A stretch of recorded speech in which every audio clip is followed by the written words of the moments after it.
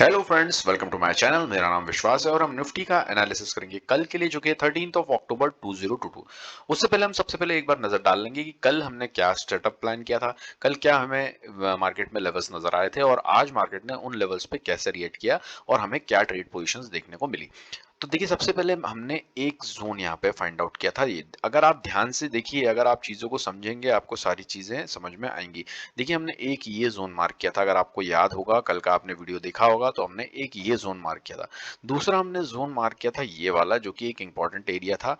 इसको मैंने आपको क्लियरली मैंने बोला था कि ये 35 पॉइंट्स के आसपास का एक एरिया है। यहाँ पे ये हम एक जोन मार्क करेंगे और एक ये जोन मार्क करेंगे। हमें जहां पे भी एंट्री लेने को मिलती है वहां पे हम एंट्री ट्राई कर सकते हैं, इसमें और इसमें दोनों में भी ट्राई कर सकते हैं। और अगर हमें एक में भी मिल जाए एंट्री, हमारा टारगेट हो जाए, तो हम अपना टारगेट बुक कर लेंगे। खत्म कहानी। देखिए क्या हुआ था। अब मैंने आपको क्या बताया, मार्केट में हमें कुछ मॉडिफिकेशंस करने पड़ते हैं। एग्जैक्टली मार्केट इस रेंज के अंदर नहीं आया, इस रेंज के पहले ही मार्केट ने इसी रेंज से ही रिजेक्शन लेना स्टार्ट किया। मैंने यहाँ पे सबसे पहले एक पोजीशन ट्राई की थी। जैसे ही मार्केट ने इस एक हैमर टाइप की कैंडल बनाई और उसका लो ब्रेक हुआ यहाँ पे, तो मैंने यहाँ पे एक एंट्री ली। लेकिन उसी के बाद नेक्स्ट कैंडल ने आके उसका हाई ब्रेक कर दिया, तो मैंने यहाँ पे अपना एसएल बुक कर लिया। जो कि मैंने बहुत ही कम एसएल बुक किया अपना, जो मैं 50% से मैंने अपना एसएल यहाँ पे बुक कर लिया।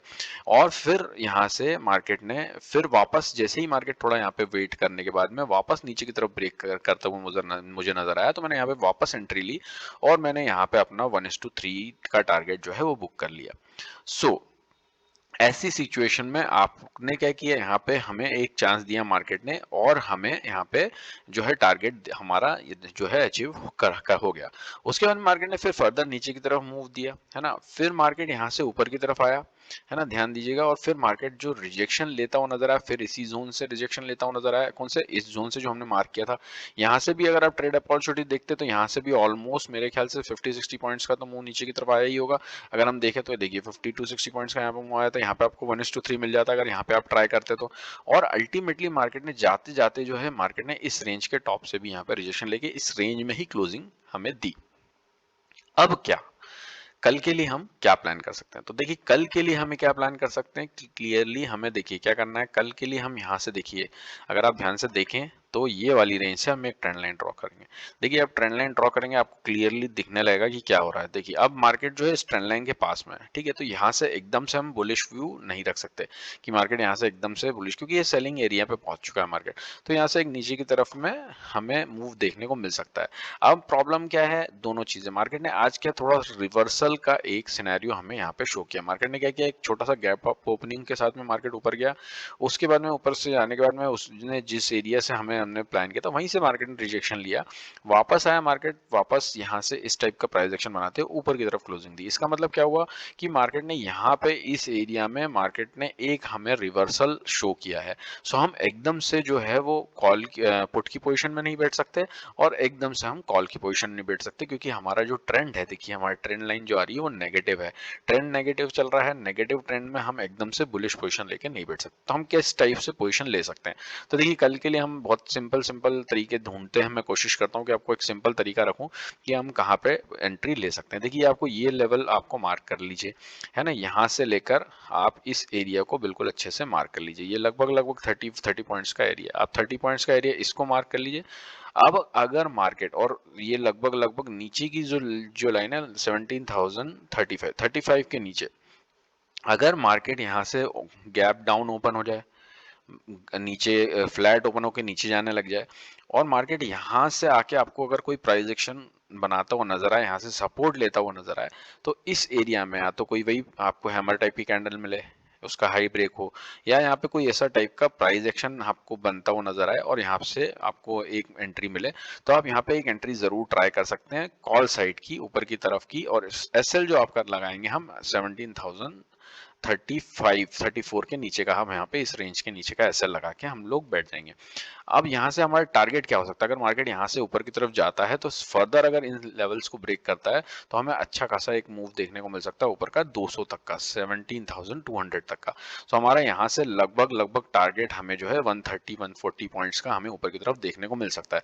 पहला टारगेट आप चाहें तो आप इस टॉप लेवल के आसपास में बुक कर सकते हैं, फिर आप चाहें तो दूसरा टारगेट आप यहाँ पे 170 के आसपास में बुक कर सकते हैं, और फाइनली आपको यहाँ तक का टारगेट मार्केट दिखा सकता है।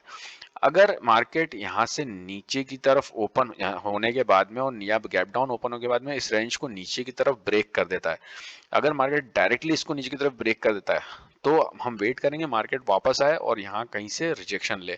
अगर मार्केट यहाँ कहीं से रिजेक्शन लेता हुआ नजर आता है तो अगेन हम इसी एरिया में और इस एरिया के ऊपर का, लेकिन 17,670 के आसपास का 17,070 के आसपास का हम ऐसे लगा के यहाँ से एक शॉर्ट पोजीशन देखेंगे। टारगेट जो हमारा बॉटम तक का रहेगा, यहाँ तक का 950 तक का। अगर फर्दर नीचे की तरफ ब्रेक होता है तो हमारा जो टारगेट है 850 तक का हमें देखने को नीचे की तरफ मिल सकता है। तो नीचे की तरफ हमारा टारगेट और 850 यहाँ तक का 855 855 तक का हमें टारगेट नीचे की तरफ हमें देखने को मिल सकता है, जो कि लगभग यहाँ से 180 पॉइंट्स का नीचे का स्कोप है। सो ऑलमोस्ट ये दो सिनेरियो हमें देखने को मिल सकते हैं। अगर इसके अलावा एक सिचुएशन और बनती है, अगर मार्केट गैप अप ओपन हो जाए, गैप अप ओपन हो जाए तो हमें कुछ नहीं करना है।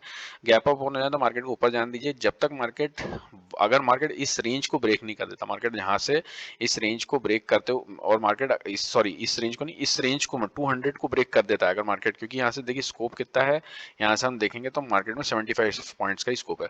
अगर मार्केट इस रेंज के अंदर खुलता है, इस रेंज के अंदर खुलता है और मार्केट नीचे की तरफ आता है तो हम वेट करेंगे मार्केट को, और मार्केट अगर इस 100 मतलब 17,100 के आसपास यहाँ पे अगर मार्केट सपोर्ट लेता हुआ नजर आता है हमें, ये लेवल को मार्क कर लीजिए 17,100 से 17,000 आप मान के चलिए 125 या 130 कर लीजिए, चलिए यहाँ तक कर लीजिए।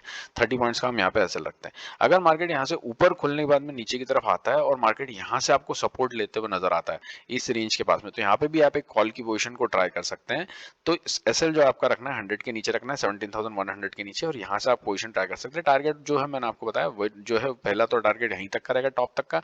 अगर मार्केट इसको ब्रेक करता है फर्दर तो हमें टारगेट जो है यहाँ तक के देखने को मिल सकते हैं, 250 260 तक के टारगेट हमें देखने को मिल सकते हैं।